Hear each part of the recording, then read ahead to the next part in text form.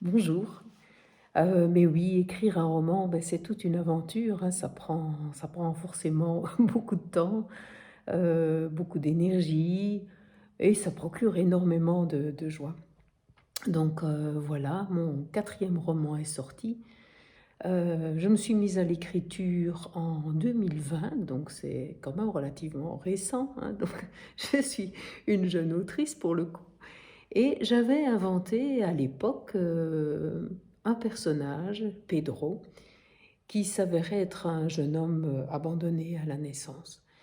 Bon, voilà. J'ai pas été abandonnée à la naissance, c'est pas du tout mon propos, donc le personnage est complètement inventé et lorsqu'on écrit, eh bien, on se laisse vraiment porter par, la découverte du personnage, des personnages que l'on crée et on leur, invente tout un univers, assez extraordinaire. Je dois dire que c'est magique d'écrire et donc voilà le quatrième roman sorti. Donc mon fameux Pedro, abandonné à la naissance, cherche inconsciemment ou consciemment qui sont ses parents? Quelles sont ses origines? Il voudrait naturellement en savoir plus, mais c'est bien entendu chercher une aiguille dans une botte de foin. Et donc, ce jeune homme parvient à faire des études, il est quand même opiniâtre, il a une certaine faculté de résilience. Et un beau jour, il entend plutôt une information, en somme le décès d'un peintre qu'il aimait beaucoup, et il décide d'aller à cet enterrement. Donc je décris tout ça dans Les Carnets Rouges 1, hein, le tome 1.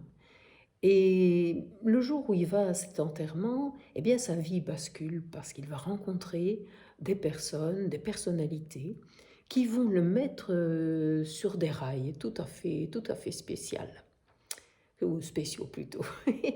Et donc, c'est parti pour lui, pour de nouvelles aventures, un nouvel univers. Mais bon, il y a toujours cette question, qui le taraude, qui sont ses parents, etc., etc. Et donc, le quatrième roman, eh bien, il va camper ce qui s'est passé lors de sa naissance, avant sa naissance, et peut-être juste après sa naissance. Et donc, ce quatrième roman, le voici, je vous le présente, ça s'appelle donc Enquête et confession.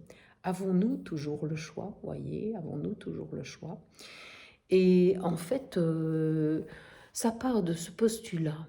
Avons-nous toujours le choix? Est-ce qu'on fait toujours ce qu'on veut dans la vie? La vie est complexe en réalité. Donc, bien, cette question, ce sous-titre va gouverner ce quatrième roman. Et camper ce qui s'est passé du côté des parents et surtout du côté de la mère du jeune homme en question. Et donc, il me fallait, pour narrer cette histoire, deux personnages, on va dire ça comme ça, qui soient omniprésents, omniscients, omnipotents, enfin bref, ils doivent toujours être là, ils doivent pouvoir fureter, incognito. Et je me suis dit, mais tiens, je vais prendre deux personnages tout à fait spéciaux, qui font partie de notre univers de vie, et dont on ne se méfie absolument pas. Et donc, il s'agit de Jacotte, la petite chienne qui a été adoptée par Pedro. Donc, c'était Jacotte, Jackie de Ladimov, qui était la petite chienne du peintre en question, qui est décédé et aux obsèques duquel Pedro s'était rendu à l'époque.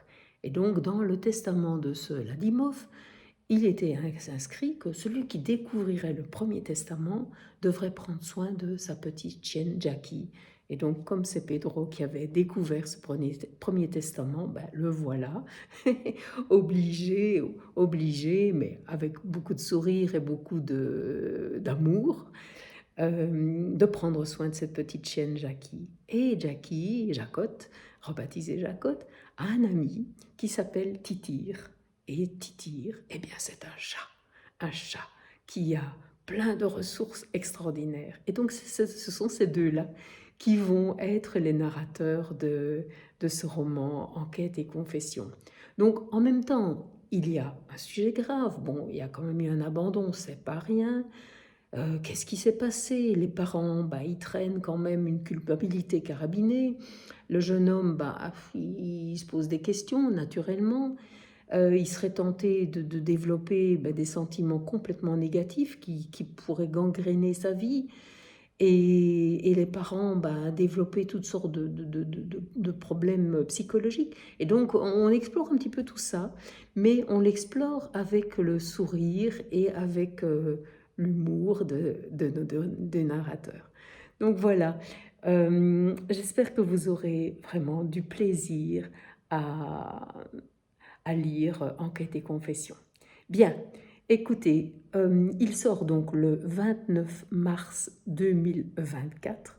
Si vous êtes féru de numérologie, ben, je vous invite à faire la réduction kabbalistique de cette date et vous serez un peu surpris. Voilà, je vous souhaite beaucoup de plaisir et à très bientôt. Voilà, je vous embrasse et je vous envoie mes sincères amitiés. À bientôt. Au revoir.